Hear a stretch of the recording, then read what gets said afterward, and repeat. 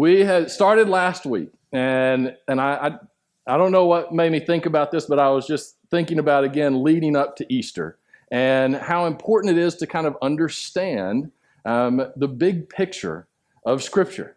There's so much and so many things that you can talk about as you're leading up to Easter. But I was like, well, let's just do the big picture. And so we started in Genesis. We're going to continue to be in Genesis today.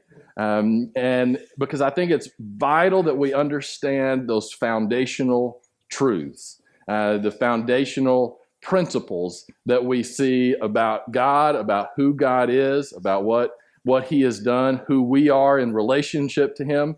How did we get here, right? Where we needed a Easter event, right? How did that come about?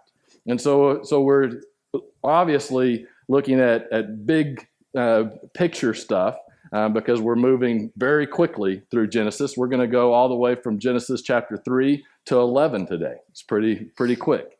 But there's many things to highlight. And again, like we talked about last week, it's important not to get caught up in some of the questions that I can remember in Sunday school. It's like, well, Adam and Eve, they had a few kids, and then how did that end up? Did they marry? They're in their own family? What is all this? All these things, right? You can come up with some fun questions with all that. That, again, that's not the purpose of Genesis. The purpose of the creation story and of all of this is to teach us about God, about who we are with God. And all of it is true as well, but we're not going to understand all the details because, again, the purpose of it is to give a bigger picture of who God is. So what we saw last week is that God is creator, that He is one that brings order out of chaos. He is not the author of chaos, and that He created a world that was good. Over and over again, He is good. His creation is good. His desire is for His goodness, His righteousness. That's why He created the world. And then He created us with a very specific purpose that is completely different, and it is elevated than all the rest of creation. The rest of creation has a purpose as well. But guess what? It's going to do its purpose because it was created to do it. A cow is going to be a cow. It can't choose to not be a cow, right? It's just created there. Now, I think there is some new research that suggests that maybe it can, but we're not going to go there. I'm not going to open that can of worms. But we have this beautiful picture of how God created us in His image, and He gave us a purpose, but He gave us the ability to choose whether we're going to pursue that or not. Right? We can actually choose not to follow God's purpose for us. And in general, our purpose is pretty simple. It's to be part of this good creation. Right? Bring goodness into the world around you. Right? God created you for that. You have a role to play. Right? And so then we saw how things were going pretty well. And then you have one choice to make. And we see Adam and Eve make a choice. And the sin was not the act of eating the fruit necessarily. It was something bigger. They were choosing to go against the created order of things. The created order of things is God is creator. He created us. And then we are to kind of be co-creators with Him and bringing goodness into the world. What the temptation was for Adam and Eve to be like God. So now the order is all messed up. And the world doesn't function that way. God created the world to work in a certain way. Remember, He brought form and He brought function. He brought purpose. He was getting rid of the chaos.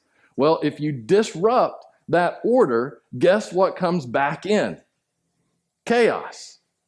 And so that is what we see. And so Adam and Eve, they now are going to have to leave the perfection that God desired for them to be in, right? He wanted them to experience the goodness of his creation. But yet, whenever they chose to go against the created order of things, there were consequences to that. But God doesn't give up. So let's look in Genesis chapter 3. And very end of Genesis chapter 3. We'll start in verse 21. It says, "The Lord God made garments of skin for Adam and his wife and clothed them. And the Lord God said, 'The man has now become like one of us, knowing good and evil. He must not be allowed to reach out his hand and take also from the tree of life and eat and live forever.' So the Lord God banished him from the Garden of Eden to work the ground from which he had been taken. After he drove the man out, he placed on the east side the Garden of Eden cherubim and a flaming sword, flashing back and forth to guard the way to the tree of life." All right, so what's just the overarching principle here is there's a consequence. When the order of things is destroyed, when we try to be like God rather than being under God, it ruins the goodness around us. All of a sudden, we're not able to be in the place that God created us to be in, right? Because we have messed that up now. And the picture here is interesting because at first it starts off with God's compassion. He made clothes for them. The only reason that they realized that they needed clothes was because now they felt shame. Right? They hadn't felt shame before because they were in the created order of things. Now that they have decided, no, we're going to take over, now they feel shame about it. And so, but what does God do? He actually still reaches out to them. He still cares for them. He still loves them.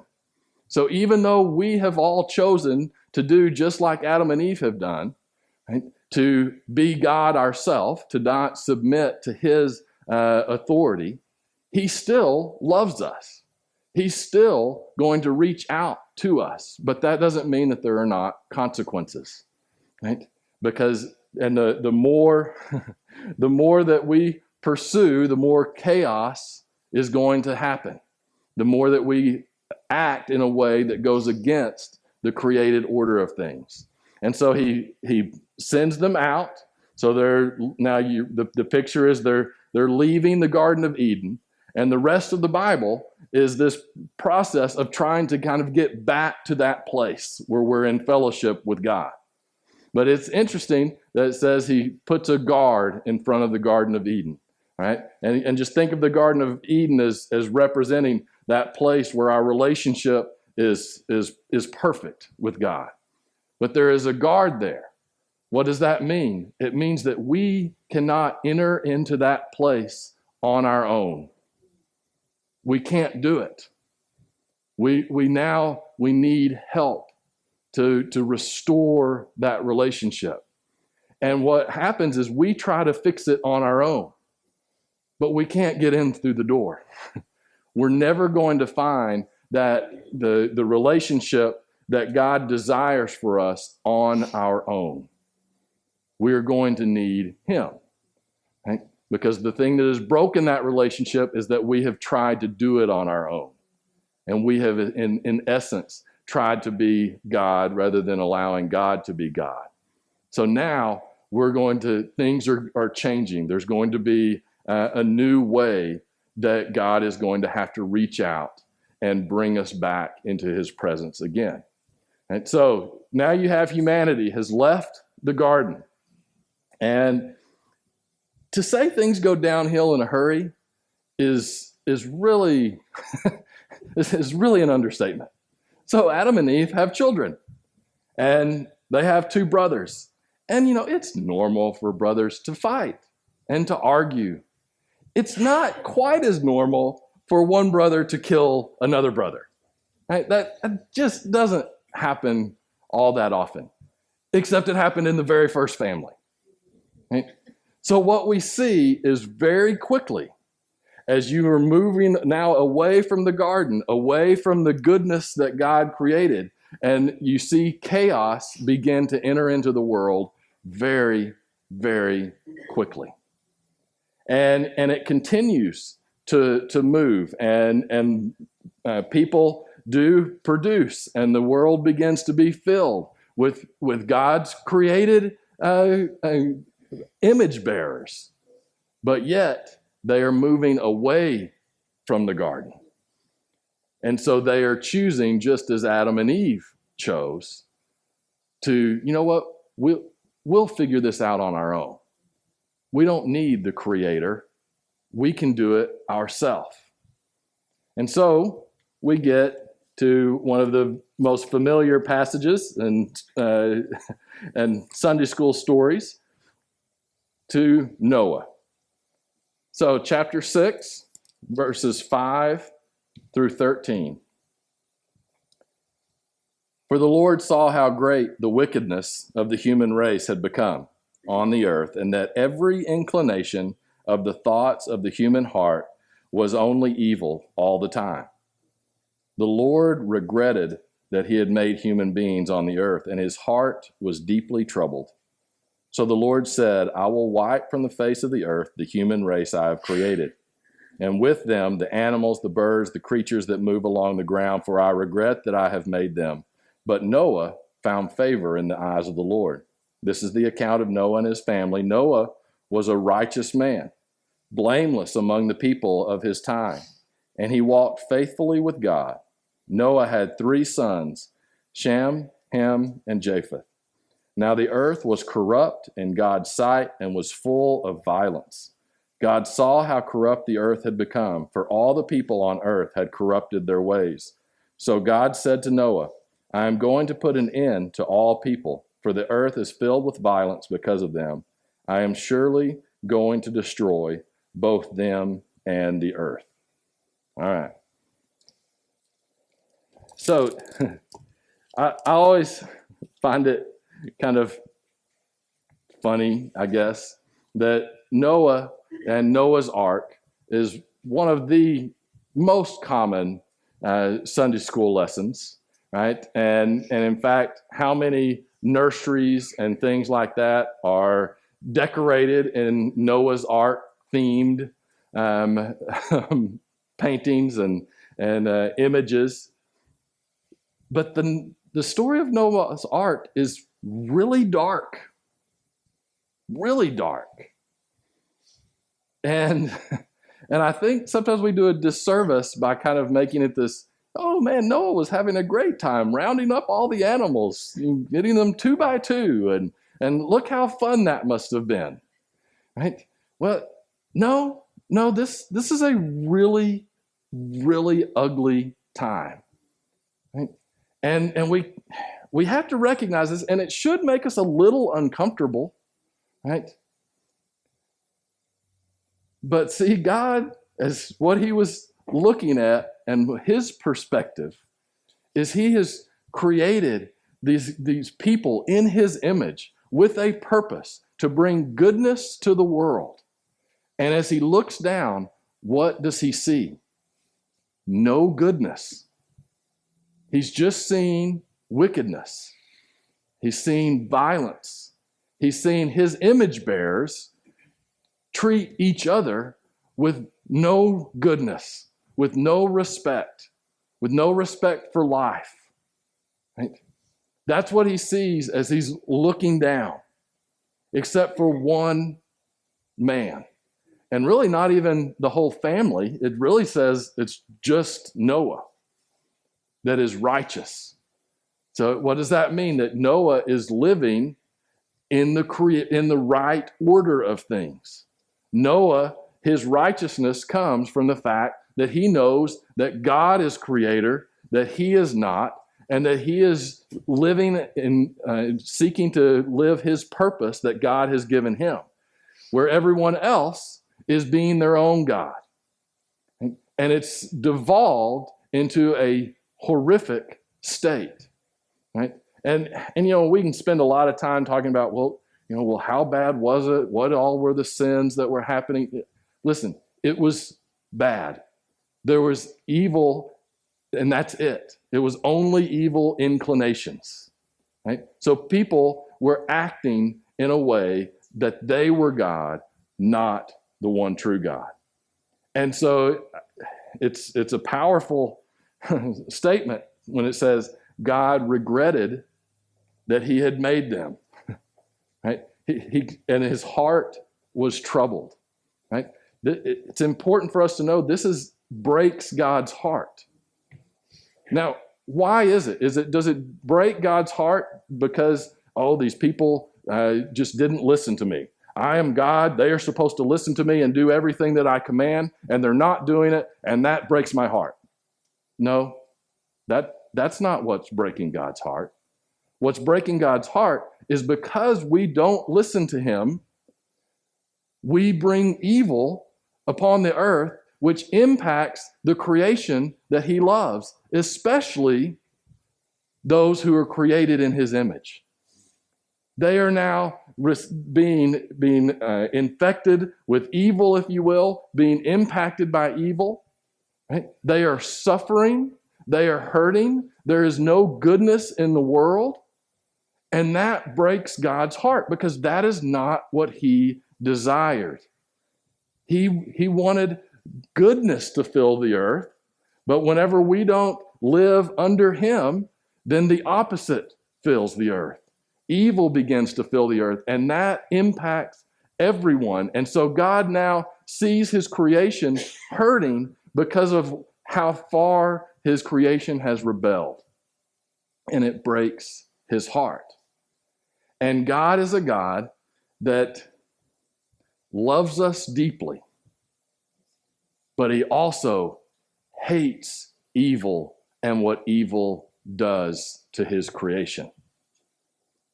And so he decides, I'm wiping the slate clean. And it seems harsh, but whenever we are not living out our purpose, when we are actually doing the complete opposite and bringing evil into the world, which then negatively impacts and hurts the rest of God's creation, it's actually a loving act to stop that. And we need to understand and recognize this because this is getting us into a lot of trouble as a society. When we don't understand that true love and loving people sometimes means saying, no, stop doing that. Your action is not only hurting you, but it is hurting other people, and it is hurting society around us. And it is not loving just to tell people that whatever they're doing is fine as long as they're okay with it. Because that is not true. You know, that song, First Things First, the first time I heard it, there was a line, and I had to make sure, because and this is just where I am, because I just assumed that it was messed up. It has that line, seek your truth, right? And that line of your truth or my truth is a disgusting line, and it is destroying our society, right? Because everyone has their own truth. That's my truth. You know, I don't care what's your truth. You can have your truth, but here's my truth. No, there's only truth. Now, that song is actually making that point. Seek his truth, right? That's what it is saying. So I was very pleasantly surprised. I was like, oh, thank heavens that they haven't fallen down into that horrible worldview, right? So it is seeking God's truth and God's truth alone. But that is what true love is. Finding what is true and standing up for that, and not shying away from sharing that with the world around us. You know, and so when God is seeing the world, and in my simplistic view, basically he's looking down at the world and he's seeing people be violent and kill each other and take each other's lives and cause all kinds of problems and society to each other, and they are all suffering and they are being enveloped by chaos. Is it loving to just sit back and go, y'all are doing pretty good. Keep at it. This is exactly what I wanted to happen. Would that be a loving God? No, not at all. God sees that and his heart is broken. And so the way that he's going to fix it is very difficult, but he's going to start over because it's not worth going on in that state, because it was just going to continue to devolve more and more, and it was only bringing death and destruction, not light and life and goodness. And so it was worth it for God to say, enough. That is part of the God that we serve. That is part of his truth, is that he hates sin. He hates evil and what it does to his good creation. And so with the story of Noah, he builds an ark, is considered a crazy person, I'm sure. Right? And he survives the flood. And then he leaves, and God interacts with Noah, and I think it's very instructive. This is in chapter 9, verse 1 through 7. Then God blessed Noah and his sons, saying to them, "Be fruitful and increase in number and fill the earth." Isn't that interesting? That was the first order of purpose that we were given, right? To continue to create. I've given you that ability. I want you to continue to do it, which, by the way, is under direct attack in our society today. In fact, pretty much all of those basic foundational truths in Genesis are under direct attack today. And so God, you would think, in our way of understanding, God just saw that, that didn't work out so well, right? You had to flood the world. But no, God loves us so much. He desires for us to continue to create and to be the true people that are created in his image, that are bringing goodness and fulfilling our purpose in the world. That is what God desires. And so he's starting again. Right? The first thing he says, then in verse 2, "The fear and dread of you will fall on all the beasts of the earth and all the birds in the sky, on every creature that moves along the ground, and all the fish in the sea. They are given into your hands. Everything that lives and moves about will be food for you. Just as I have given you green plants, I now give you everything. But you must not eat meat that has its lifeblood still in it. And your lifeblood I will surely demand an accounting. I will demand an accounting from every animal, and from each human being too. I will demand an accounting for the life of another human being. Whoever sheds human blood, by humans shall their blood be shed. For in the image of God has God made mankind. As for you, be fruitful and increase in number, multiply on the earth and increase upon it." And so now, what is God saying? He's saying, again, remember, everything else in creation is under you, right? I created you in my image. Everything else is under, and you have a responsibility to take care of all of it. But guess what? If you don't, it suffers too. Right? The flood showed that. And I'm not just talking about environmentalism here, right? But that we are responsible for how we take care of the world, how we fulfill our purpose. Right? And God continues, and he says, so all of this is for you now. But then it's this interesting, and he says, but do not eat meat with the lifeblood still in it. Now there's lots of things that people have said that means. Part of it was kind of a health thing, right? We are different than animals. When a lion eats a zebra, how does it consume the zebra? It bites it and starts going to town, right? We are not that, right? We could eat the zebra, and by the way, you can in Africa. I know that's weird to us, but by the way, you go out in Africa and you see zebra everywhere, right? It's very strange, but they're all over the place, right? But when we eat, we do not eat like the lion does, right?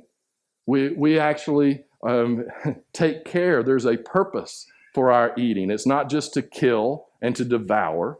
We are eating it for a purpose, right? There's a health aspect there. But the interesting thing is the lifeblood is always kind of talking about the soul, the essence, the importance of the life of us and of all of God's creation, that life is important. See, God is emphasizing that. He did not emphasize that early in Genesis. Now he is. Why? Because look at what people did as they started messing up the created order of things. They started killing their brother and then showing violence upon all of society. So God now he's emphasizing to Noah, saying, life is important. You are created in the image of God, and life should not be taken carelessly. And there will be an account. He is emphasizing that very strongly now. And so God calls Noah and he says, okay, now y'all begin the process again. Let's fill the earth. And so the earth begins to fill with people again. Does it go well? Not really. But God now has made a promise. I'm not going to destroy and start over. Right? I'm going to do it a little bit differently. And so we get to Genesis chapter 11. Another fun story that we talk about and sometimes miss the point of. We get to the Tower of Babel. Chapter 11, verses 1 through 9. Now the whole world had one language and common speech. As people moved eastward, they found a plain in Shinar and settled there.